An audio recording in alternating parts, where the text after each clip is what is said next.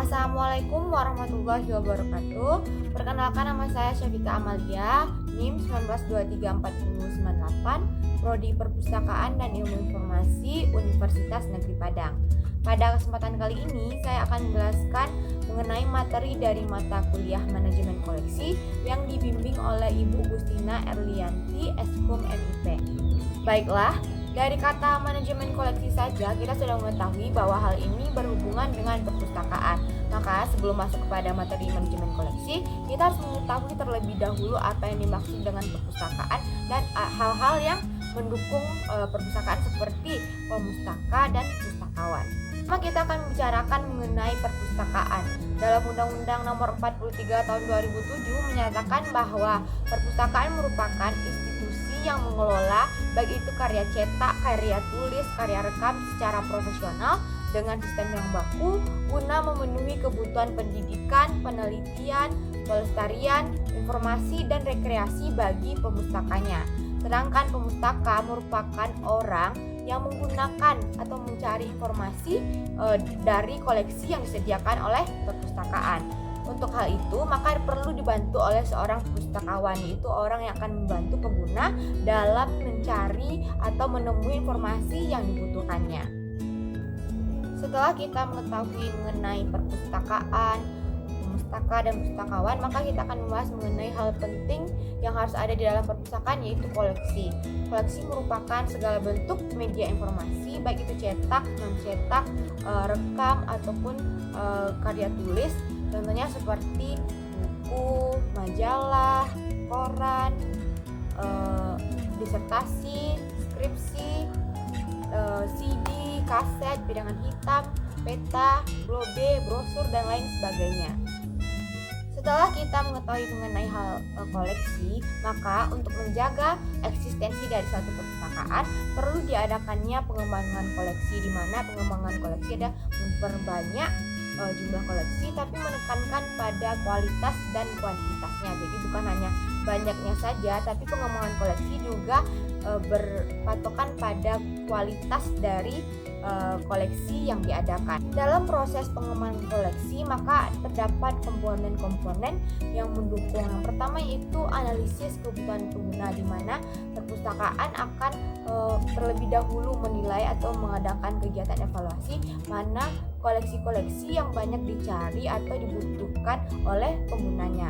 Yang kedua itu kebijakan pengembangan koleksi, di mana dalam proses atau kegiatan pengembangan koleksi terdapat kebijakan-kebijakan yang harus ditaati agar pada saat melakukan kegiatan pengembangan koleksi berjalan dengan lancar. Yang ketiga yaitu seleksi bahan pustaka, di mana perpustakaan mengadakan seleksi terhadap bahan pustaka yang akan diadakan atau yang sudah ada agar koleksi tersebut dapat terguna secara keseluruhan oleh penggunanya.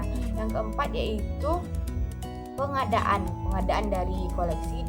Setelah diadakan pengadaan maka harus ada kegiatan penyiangan, yaitu kegiatan penyisihan bahan pustaka, baik itu bahan pustaka yang mengalami kerusakan atau informasi yang terkandung di dalamnya sudah usang dan hal-hal lainnya. Selanjutnya itu evaluasi, yaitu kegiatan penilaian dari perpustakaan apakah tujuannya atau kerja dari perpustakaan itu dapat atau sesuai dengan kebutuhan penggunanya. Setelah kita membahas hal-hal mengenai komponen-komponen dari pengembangan koleksi, maka selanjutnya kita akan membahas mengenai jika ada koleksi di perpustakaan maka perlu diadakan kegiatan perawatan terhadap koleksi tersebut. Kegiatan perawatan merupakan kegiatan melestarikan bahan pustaka atau koleksi yang ada di perpustakaan.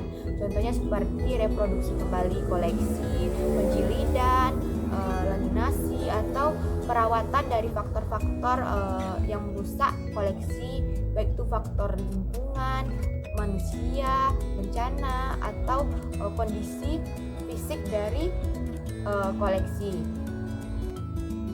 Contoh kegiatan yang dapat dilakukan oleh perpustakaan dalam merawat bahan koleksinya kan seperti laminasi dan penjilidan, dan juga seperti menjaga kebersihan dari tempat koleksi, menjaga suhu ruangan, menjaga intensitas cahaya masuk, menjaga kadar keasaman dari bahan koleksi agar koleksi tidak cepat rusak atau rapuh, dan kegiatan-kegiatan lainnya.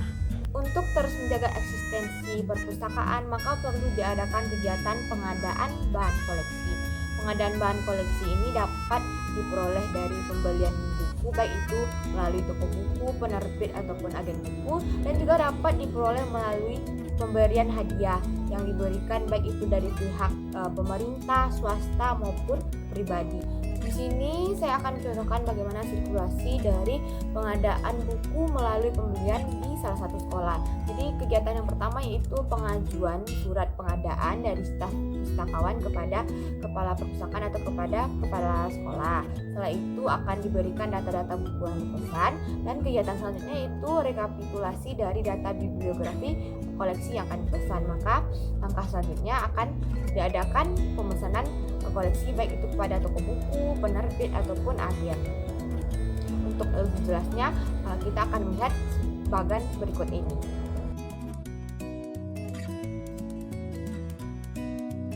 Baiklah, hanya itu yang dapat saya sampaikan dalam kesempatan kali ini. Semoga dengan adanya penyampaian materi mengenai hal ini dapat memberikan pengetahuan kepada penonton mengenai hal-hal yang berhubungan dengan koleksi.